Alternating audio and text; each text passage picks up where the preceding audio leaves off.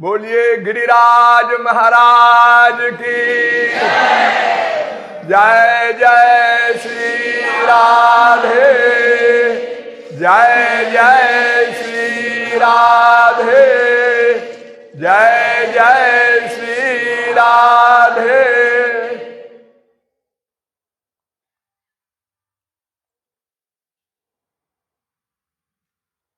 दिव्य गोवर्धन की महिमा का वर्णन अनंत कोटि सरस्वती बृहस्पति भी नहीं कर सकते। यहां तक कि परात्पर पूर्णतम पुरुषोत्तम ब्रह्म श्री कृष्ण भी नहीं कर सकते। फिर और कोई गिरिराज के महात्म्य का वर्णन करने का दावा करे, उसे फुल मैड कहना चाहिए। किंतु तदपि कहे बिनु रहा न कोई।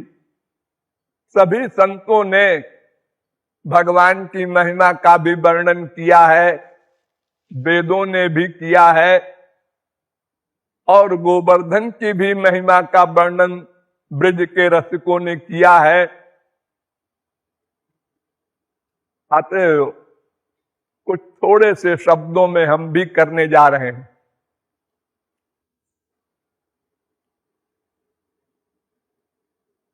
दिव्य गोवर्धन धाम रसिकों का धन है। जन साधारण गोवर्धन की महिमा का ज्ञान नहीं रखता और नहीं रख सकता, उसकी सामर्थ्य नहीं है। किंतु जो भगवत प्राप्त ब्रज रसिक हुए हैं वे जानते हैं, उनका ये प्राण है गोवर्धन। तो लेखक कहता है रसिकों के धन गिरि गोवर्धन को धन्य है, जिसने ब्रह्म को भी विरमाय लिया, अर्थात ब्रह्म उसके अंडर में हो गया, ब्रह्म से भी वो पूज्य हो गया। वेदों में, शास्त्रों में, पुराणों में सर्वत्र कहा गया है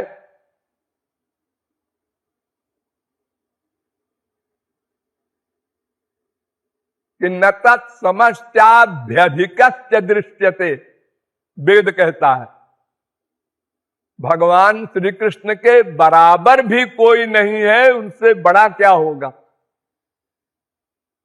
न तत्समश्च बराबर भी नहीं, और अधिकस्य अधिक क्या होगा। गीता भी यही कहती है न त्वत्समोस्त्यभ्यधिकः कुतोऽन्यो। हे श्री कृष्ण तुम्हारे बराबर भी कोई नहीं है, बड़ा कौन होगा। भागवत भी कहती है स्वयं त्वसाम्यातिशयस्त्र्यधीश। श्री कृष्ण के न कोई बराबर है और न अधिक है। किंतु गोवर्धन ने इन सब वेद वाणी, शास्त्र वाणी, पुराण वाणी को मिथ्या कर दिया। कैसे? जिन भगवान श्री कृष्ण को अनंत कोटि ब्रह्मा विष्णु शंकर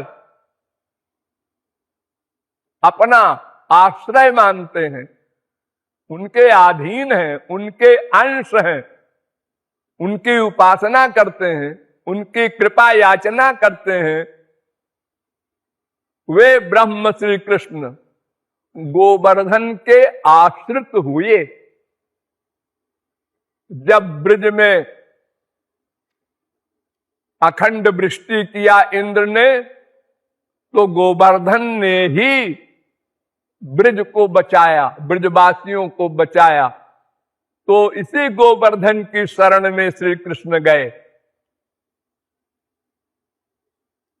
और वे श्री कृष्ण जिनके चरण की नित्य पूजा करती हैं महालक्ष्मी, उन श्री कृष्ण ने अपने सब ब्रजवासियों के साथ गोवर्धन की पूजा की, नैवेद्य चढ़ाया। सारे संसार ने देखा। और ऐसा नहीं कि केवल पर्वत था वो मिट्टी का, पत्थर का, ऐसा नहीं, करोड़ों मन सारे ब्रजवासियों का भोजन गोवर्धन ने अपने श्रीमुख से खाया। ये भी सबने देखा। ऐसा ये गोवर्धन है। वेद जिसकी आराधना करता है, वेदों का जो आराध्य है, वेद्य है, वो ब्रह्म श्री कृष्ण है। और श्री कृष्ण जिसकी आराधना करते हैं वो वृषभानु नंदिनी राधा है। ये दोनों लीला के लिए दो बने हैं। वस्तुतः श्री कृष्ण ही राधा बन गई, राधा ही श्री कृष्ण बन गई। यानी दोनों का प्राण एक, मन एक, बुद्धि एक, सब कुछ एक है, केवल शरीर दो है। राधा कृष्णयोर एकासनम आदि वेद कह रहा है। ये जम राधा यश्च कृष्णो रसाभिर्वेद कह रहा है। जैसे दूध और दूध की सफेदी एक है, कस्तूरी और उसकी सुगंध एक है, अग्नि और उसकी दाहिका शक्ति एक है, फूल और उसकी सुगंध एक है, ऐसे ही राधा कृष्ण एक है। तो वे दोनों गोवर्धन की तरेटी में जो कुंज बने हुए हैं अलौकिक, उनमें नित्य अलौकिक दिव्य रास विरास करते हैं, ब्रज रस बरसाते हैं।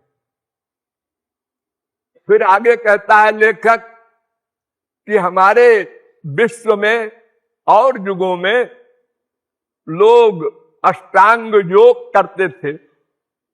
यम, नियम, आसन, प्रत्याहार, प्राणायाम, ध्यान, धारणा, समाधि, और इसके द्वारा अपने स्वरूप में स्थित होते थे। किंतु माया निवृत्ति या भगवत प्राप्ति नहीं होती थी। बड़ा कठिन मार्ग है। और कुछ लोग ये समझते थे कि काशी में मृत्यु होगी तो शंकर जी तारक मंत्र देकर मोक्ष प्रदान कर देंगे। भोले लोग। मोक्ष तो बिना भक्ति के असंभव है। किसी भी मार्ग से मोक्ष नहीं हो सकता। मामेव ये प्रपद्यन्ते माया में ताम तरन्ति ते। चैलेंज है भगवान का कि जो केवल मेरी शरण में आता है उसी की माया निवृत्ति हो सकती है। तो इन दोनों के बचकाना भोलेपन की क्रियाओं को देखकर कृपालु कहता है मुझे हंसी आती है। इतना क्लिष्ट मार्ग योग का करे और काशी में मरने जाए, इससे मोक्ष नहीं मिलना है। मूर्तिमान है यहां पर नागराज, गिरिराज, गोवर्धन। इनकी उपासना न करके अन्य मार्गों में कोई जाए वो कितना भोला है। जैसे घर में आए हुए नाग की पूजा न करे और नाग के घर को पूजने जाए, बांबी को, वो कितना भोला है, कितना मूर्ख है। फिर आगे कहता है लेखक कि जहां चारों वेद झाड़ू लगाते हैं गोवर्धन की तरेटी में, ये मैं दिव्य गोवर्धन की बात कर रहा हूं। आप लोग वर्तमान जो दिखाई पड़ रहा है ये गोवर्धन न समझें। अलौकिक गोवर्धन में वेद झाड़ू लगाते हैं। भगवान शंकर गोपी बनकर घूमते रहते हैं, कभी श्री कृष्ण का दर्शन हो जाए, कभी हमको वो साधारण गोपी जानकर छेड़ें, इस आशा से। और ब्रह्मा ब्रज रज का भिखारी बनकर खड़ा रहे, फिर भी पावे ना। ब्रह्मा ने कहा था, तद भूरि भाग्यमिह जन्म किमप्यतव्याम यद गोकुले कतमांघ्रि रजोभिषेकम यज्जीवितम तु निखिलम भगवान मुकुंद त्वद्यापि यत्पदरजश्रुति मृग्यमेव अहो भाग्यम नंद गोप ब्रजौकसाम यन्मित्रम परमानंदम पूर्णम ब्रह्म सनातनम। हे श्री कृष्ण, मुझे ब्रज में कोई पक्षी बना दो, कोई जंतु बना दो, जिससे इन ब्रजांगनाओं की, इन ब्रज गोपों की चरण धूल उड़कर मेरे ऊपर पड़े और मैं अपने भाग्य को धन्य समझूं। किंतु नहीं पा सका ब्रह्मा। रास वगैरह का जो रस है उसको तो बहुत दूर की बात है, वो तो महालक्ष्मी को भी नहीं मिला। तो जहां रज का भिखारी बना हुआ है ब्रह्मा, सृष्टिकर्ता, भगवान का डायरेक्ट पुत्र, और जहां मुक्ति दासी बनकर गोपियों की सेवा चाहती है और वे गोपी गोप अपमान करते हैं, दूर दूर। मुक्ति रसिकों के पास जब जाती है तो रसिक कहता है, का त्वं मुक्ति रूपागता भवती कस्माद कस्मादिह।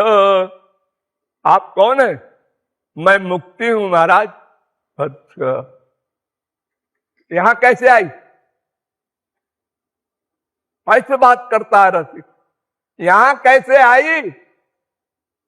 श्री कृष्ण स्मरणे न देव भवतो दासी पदम प्रापिता। आप श्री कृष्ण के भक्त हैं ना? हाँ है। तो हम आपकी दासी बनना चाहते हैं। अच्छा, दूर दूर दूर दूर, तेरी हवा भी ना आवे मेरे पास। दूरे तिष्ठ मना गना गस कसम कुरजादनार्जम मयि त्वद्गंधा निज नाम चंदन रसाले पस्य लोपो भवेत्। अरे तेरी गंध अगर आ जाएगी मेरे पास तो ये श्याम सुंदर और श्यामा जी का जो मैं नाम वगैरह लेता हूं, ये चंदन की जो सुगंध मैं लेता हूं, ये बिगड़ जाएगी। तेरी दुर्गंध उसमें आ जाएगी, दूर दूर दूर। ये मुक्ति की दुर्दशा होती है। वो जाती है भगवान के पास, मुक्ति कहे गोपाल ते मेरी मुक्ति बताए। सब दुत्कारते हैं महाराज, मैं क्या करूं? तो भगवान ने कहा, ब्रज रज उड़ी मस्तक परे तुम मुक्ति मुक्त हो जाए। ब्रज रज तू अपने मस्तक में लगाया कर, और क्या करेगी? ये रसिक लोग नहीं चाहते। दीयमानम न गृह्णन्ति बिना मत से वनंजना सार्थ सामी पिसालोक सारूप्यैकत्वमप्युत। ये पांचों प्रकार की मुक्ति, सार्थ सामी पिसालोक सारूप्य सायुज्य, ये देने पर नहीं लेते। ये हम कहेंगे तो भी नहीं सुनेंगे ये लोग। इसलिए तुम ब्रज रज लेकर के या चोरी चोरी सेवा करो, इनको पता न चले। जैसे इनको इस मार्ग से जा रहे हैं, तुम झाड़ू लगा दो, इनको पानी की आवश्यकता है, चुपके से भर के रख दो, इनको पता न चले। नहीं तो ये तुम्हारा अपमान करेंगे, मैं जिम्मेदार नहीं हूं। ये मुक्ति का हाल है। और इस गोवर्धन धाम में की जो पृथ्वी है वो दिव्य है। श्याम सुंदर के शरीर के एक रोम को देखकर आत्माराम पूर्ण काम परम निष्काम योगींद्र मलात्मा परमहंस अपनी समाधि भूल जाता है।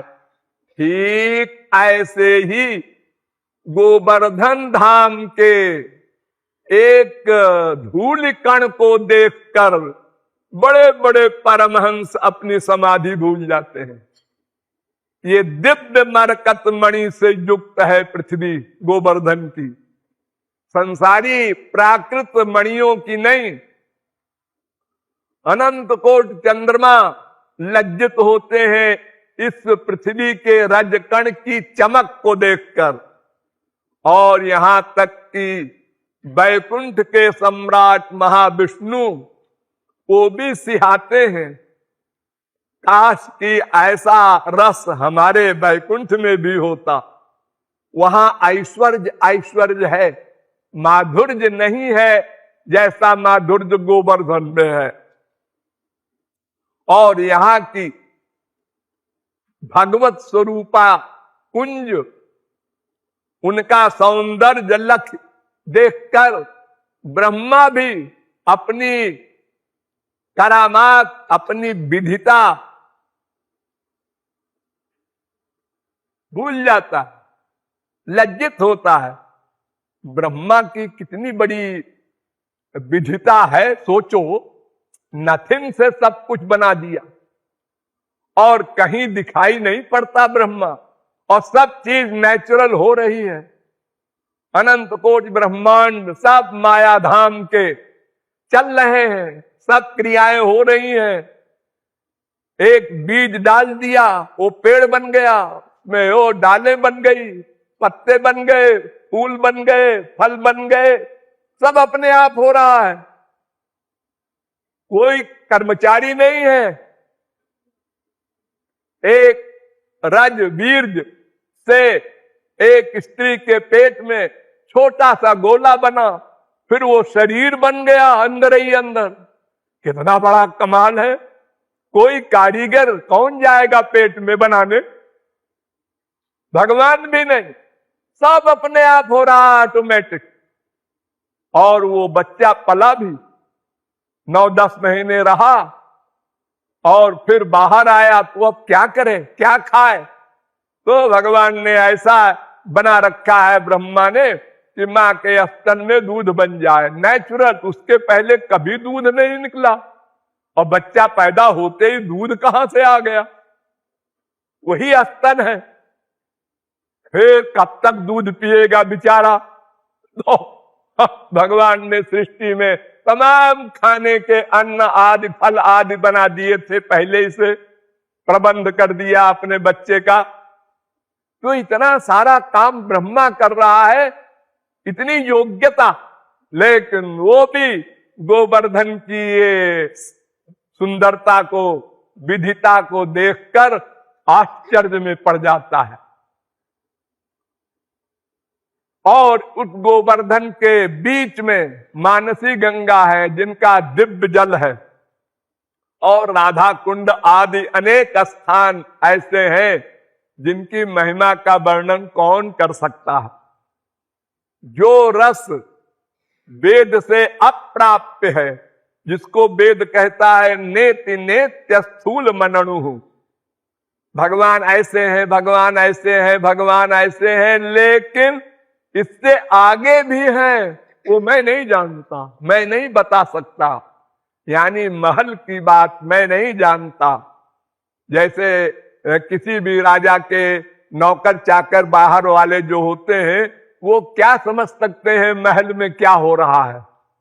ये तो महल में महल वाले ही जानते हैं क्या रस की वृष्टि हो रही है। तो ये श्री कृष्ण का महली स्थान है ब्रज। यहां जो राधा कृष्ण और गोपियों गोपों का जो रस बरसता है, उसको वेद वगैरह बाहर रहने वाले नहीं जानते। ये तो ऐश्वर्य का वर्णन करते हैं।